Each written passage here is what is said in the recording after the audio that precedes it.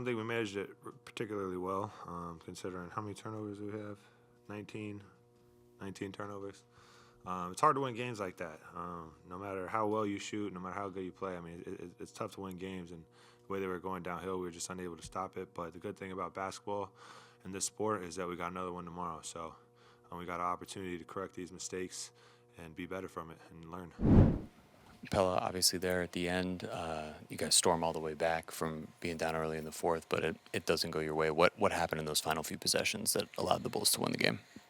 I mean, they hit some shots that they really needed to hit, and then and they rebounded really well. Didn't give us any second looks when they got a stop, and made good of their opportunities in transition. They had a jump ball that could have gone either way, and then just ran down the floor and got an easy layup. We've talked about it quite a bit over the last few weeks, but you guys take a lead into halftime, and then the third quarter, they seem to come out with a little more energy. What did you notice about whatever shifted during halftime that allowed the Bulls to take their lead? I mean, it was almost exactly the same as the start of the game. We got a few good possessions. They took a timeout with a minute 30 in, and then came right back and took a lead. So it was exactly as the start of the game. We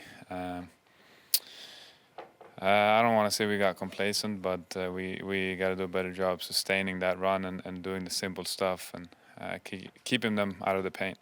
For you personally, it's a great night. You know, you have a career high in 22 points tonight. What were you seeing offensively that allowed you to work in so many different spaces and get to that output? Just playing off everyone else. I mean, they make a drive and kick it out to me, open shot, or I have the opportunity to attack a closeout. But I know I got to the line a lot, and I like that. I mean, anytime I can get to the line, I feel like I'm in control. You see a guy like Myron Gardner come into this game, start at that two-guard position in place of Norm. He brings down a double-double. You know, for you guys in a night like this one, obviously there aren't a ton of let's say, silver linings, but a bright spot for you to see a young guy like that, like you, coming in and playing with energy. Yeah, I mean, we've seen that from Myron all year. He's a ball of energy, and it's nothing that surprises us, the way he played, and we know he's going to give his all out there, and he did. What has to flip going into tomorrow to win on the second night of back-to-backs? Just keep them out of the paint. There are way too many looks where they just dribble all the way full court downhill and got to the rim. So I got to keep them out of the paint and take care of the ball. Thanks, Pelle. Jaime, obviously, coaches in here talk about the turnovers and the made threes from Chicago kind of late in the game. Can you just kind of talk about what you thought was sort of the breakthroughs and the breakdowns for the Heat that kind of led to this sort of result?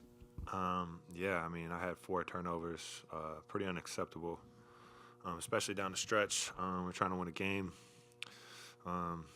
It's hard to win. We didn't, particularly shoot the ball great. I mean, 27% to their 50 three-point line. We couldn't get them off the line. They were hitting big shots. And as a team, we just got to be better. Spoelstra was talking about that with their playing smaller. They were also super quick in the way they were swarming the ball and kind of getting the hands in and strips and everything. How did you guys feel like obviously the turnovers were high, but managed the way that they were kind of hunting the ball? Well, I don't think we managed it particularly well, considering how many turnovers we have. 19 turnovers. It's hard to win games like that. No matter how well you shoot, no matter how good you play, I mean, it's tough to win games. And the way they were going downhill, we were just unable to stop it. But the good thing about basketball and this sport is that we got another one tomorrow. So we got an opportunity to correct these mistakes and be better from it and learn. Ben, you spoke after last game about the team needs to do to kind of get out of that 7-8 spot, that kind of purgatory defensive disposition. Was that sort of the issue tonight? And if not, what else was there that kind of led to the result? They made shots. You had guys out there with the freedom of guys being out, and that can be deadly for for any team. And it cost us tonight. I mean, you've had a couple of these. There was a game earlier in the year when Cleveland sat all their guys, and similarly, guys came sort of out of nowhere, and you wound up with the loss here. How do you prevent things like this when you go in arguably with more talent on the floor, and yet, for whatever reason, a team that's shorthanded comes out like that? How do you guard against that? It's not about talent. It's about who wants to do the little things. 50-50 balls, crashing the glass, getting the extra possessions, and then obviously you live with that type of result. I feel like they did the little things that got them the W tonight, and obviously they, how many points they have in transition? At 34 in transition.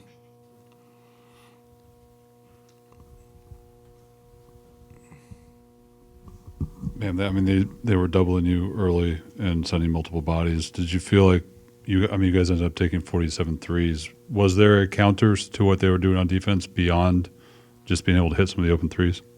Yeah. The game within the game. Knowing that they're doubling me, knowing that my teammates know that, making the extra pass, and then we sort of get them in closeouts after that. Coach, you've spoken about, obviously, the team wanted to take advantage of those great opportunities. Did you see that as one tonight, and what did you think of the defensive disposition of tonight? The disposition was there. This was a frenetic pace. The pace felt more like a game where both teams would be in the 140s.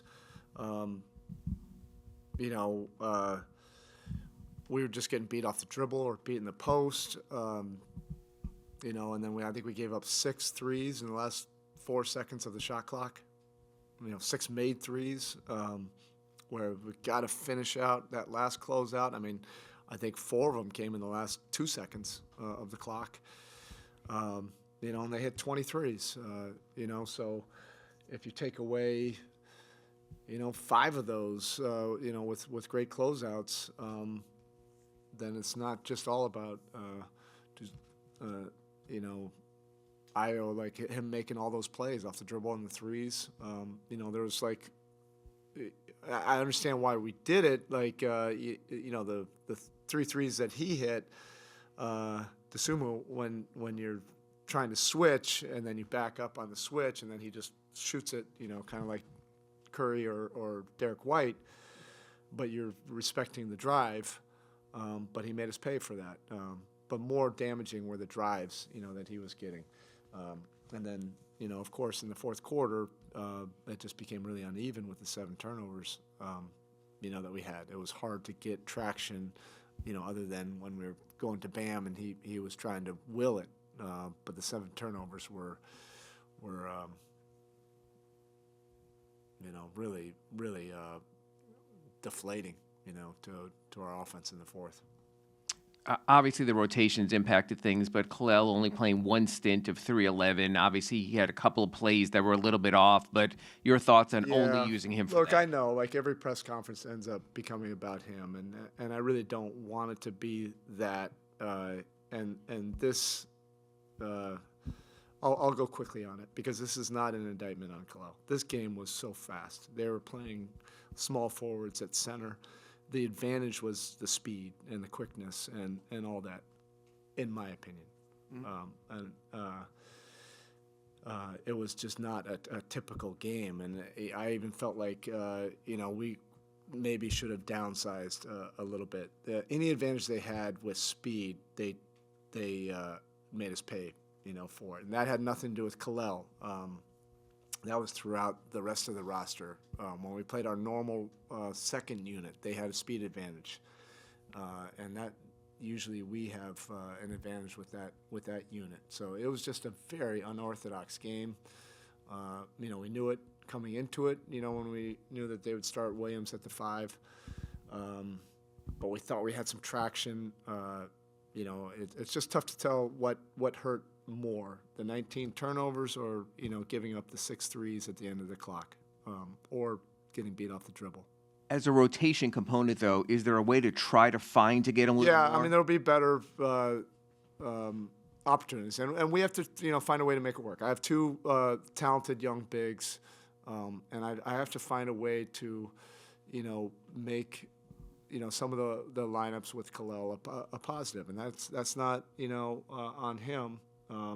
Just some of the lineups that we've gone to have not been successful, and we don't have a lot of practice time. He's been diligent, working behind the scenes. He'll be ready, and we'll just see what happens as we move forward. You mentioned the turnovers. Sometimes you don't make your threes, but with the way that they were kind of swarming the ball and swarming the paint and everything with their smaller guys, did you feel like you were able to string together clean offensive possessions? Yeah, I thought we got enough threes. That's what was going to be open. I don't think we adjusted to their quickness. When they downsize, and we're playing a bunch of guards and three men, like what the biggest difference was the quickness and leveling off our drives, and then the hands. Out of the 19, how many were off of strips? That normally we do a great job of taking care of the basketball, but I would say easily double digits, if not, 14 of them were off of strips, dribbling into traffic and just a lot quicker hands, and weren't even able to get the ball out. When we did get the ball out, I thought the threes, were the right play. They hit theirs, we missed ours. Unfortunately. Was it a decision to start Myron tonight just to keep that bench unit intact? Or Yeah, that was the idea. His first NBA start. How do you feel? I love the way he competes. It's not easy being thrown in that situation. He had some great, possessions, and he's going to be everything, right? Even at the end when, I had to take him out, that was like a chaotic possession, that led to a charge. But that comes with his unbridled,